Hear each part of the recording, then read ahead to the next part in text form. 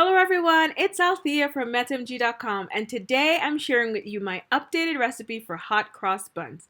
Over time, I've simplified my cross buns recipe and I've also made it vegan, but it still tastes exactly the same. So if you're interested in checking out my updated recipe, let's get to it. First, you're going to add 4 cups of flour plus 1 tablespoon of instant or rapid rising yeast to a large mixing bowl.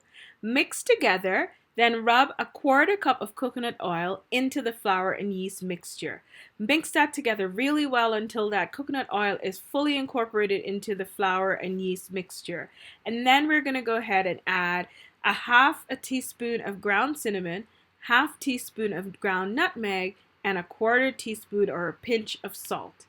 Mix those together really well using your fingertips and then make a well in the center of the dry ingredients in preparation for the wet ingredients.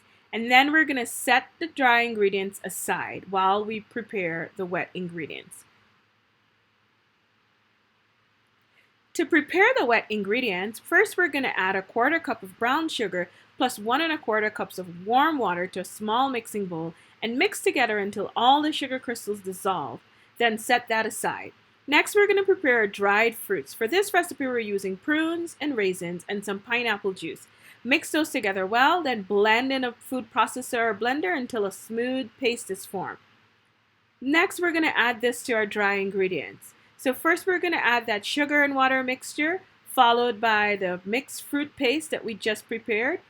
Add those to the flour mixture we had prepared earlier, and then we're going to combine it all to make a pretty soft dough. So just go ahead, using your fingertips, mix those all together until all of the dry ingredients becomes incorporated with the wet ingredients to form a dough.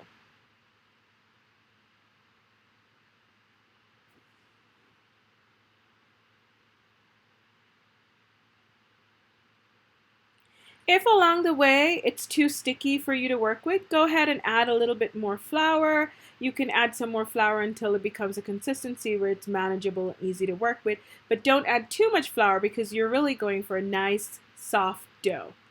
Then I'm going to go ahead and knead this dough until it forms a smooth ball. This should take about 5 to 10 minutes of kneading depending on how sticky your dough is, but you really want to give it a really nice, good knead. Once it becomes a nice, smooth ball, transfer your dough into a clean, greased bowl, cover it with a damp or paper towel, and set aside so that it can rise to double its size.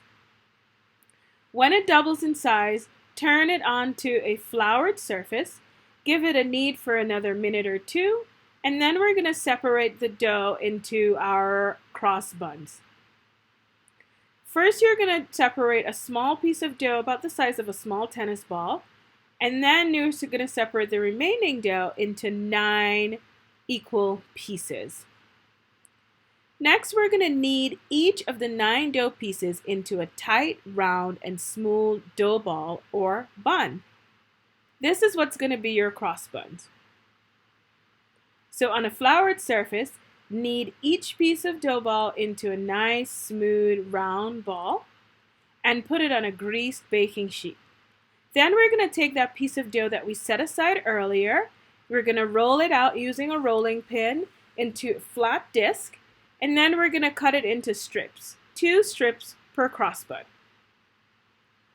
Place the 2 strips over each other to make a cross, and then place the cross bun in the center and tuck the ends under the cross bun. Repeat these steps until all of the buns have a cross. Place the finished cross buns on a greased baking sheet, cover, and let sit for another 30 minutes before baking. When you're ready to bake, preheat your oven to 350 degrees Fahrenheit and bake your cross buns for 25 minutes. While your cross buns are baking, let's make the simple syrup topping.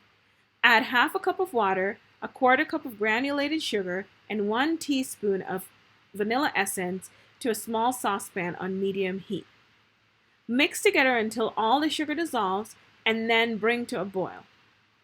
Allow to boil until the syrup reduces to half the amount. This should take about 5 minutes. Once the syrup is ready, remove from the heat and set aside. When the cross buns are done baking, remove from the oven, so after 25 minutes. Then allow the cross buns to cool for about 5 to 10 minutes before adding the simple syrup that we prepared earlier. I love using a brush for this method because it allows you to have control over the simple syrup and it creates a less sticky, messy situation. So using a brush, brush the simple syrup over each cross bun, ensuring to cover the entire surface on the top of the cross buns. This really gives the cross buns that nice sticky texture that cross buns are known for and an additional sweetness to the bun. Look at how nice and sticky and golden brown these cross buns look. They look so delicious. And your cross buns are done. Go ahead and enjoy them however you like. Most people eat cross buns with cheddar cheese in Guyana, but quite frankly, you can eat them without cheese. They're just a really nice sticky bun. I'm going to cut one open so you guys can see the texture inside. Look at the texture, it's so soft and delicate. These cross buns are still a little warm, which is exactly how my husband likes them. He's gonna go ahead and be my taste tester for today. He's standing right next to me. I'm gonna give this to him, and he took a big old giant bite out of it and gave me 2 thumbs up. Please give this new recipe a try. I promise it tastes exactly as the old one, and check out metemgee.com for all the details.